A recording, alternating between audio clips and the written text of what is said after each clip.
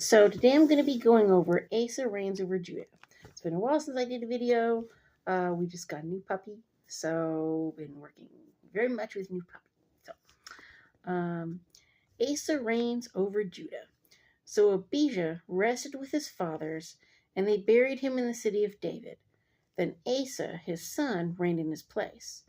In his days, the land was quiet for 10 years. So 10 years go by, everything's smooth, okay?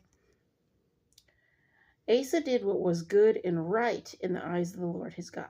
So, and that's what we want to do. We want to do what's good and right in God's eyes, okay? For he removed the altars of the foreign gods and the high places and broke down the sacred pillars and cut down the wooden images.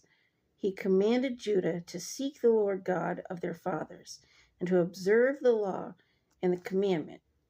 He also removed the high places and the incense altars from all the cities of Judah, and the kingdom was quiet under him.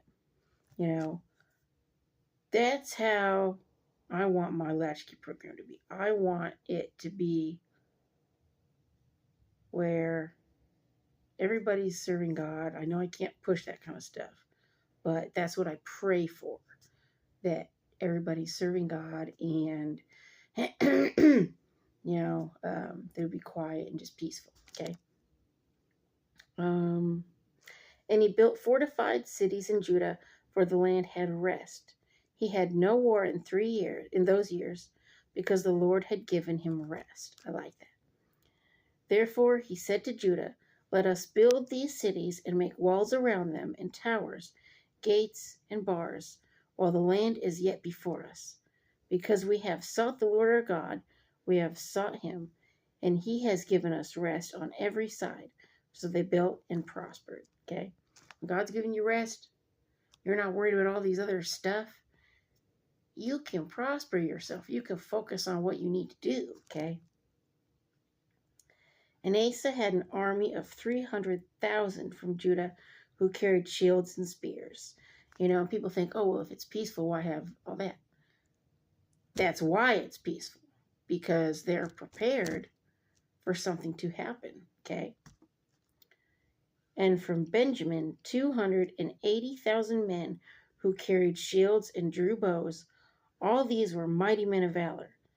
Then Zerah the Ethiopian came out against them with an army of 1,000,000 men and 300 chariots, and he came to Mareshah.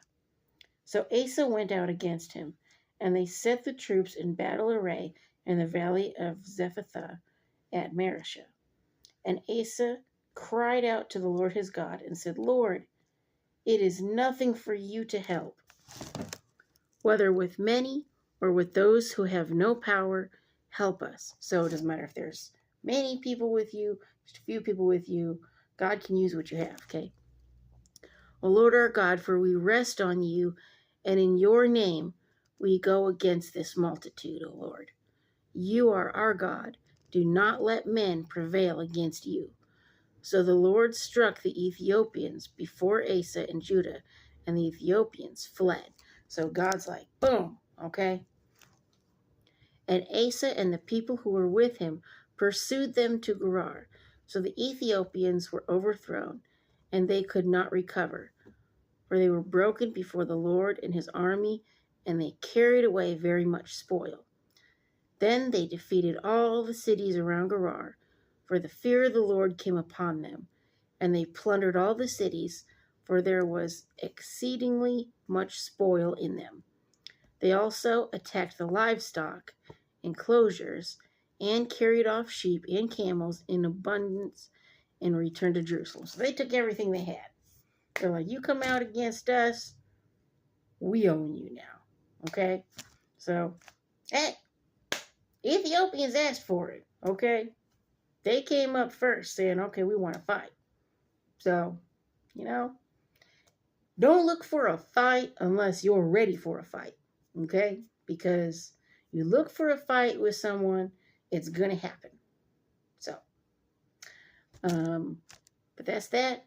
Next, I'm going to be reading the reforms of Asa. So he's going to reform some things. We're going to see what he's reforming. And we're going to continue with Asa. So, thumbs up, like, and subscribe, and peace.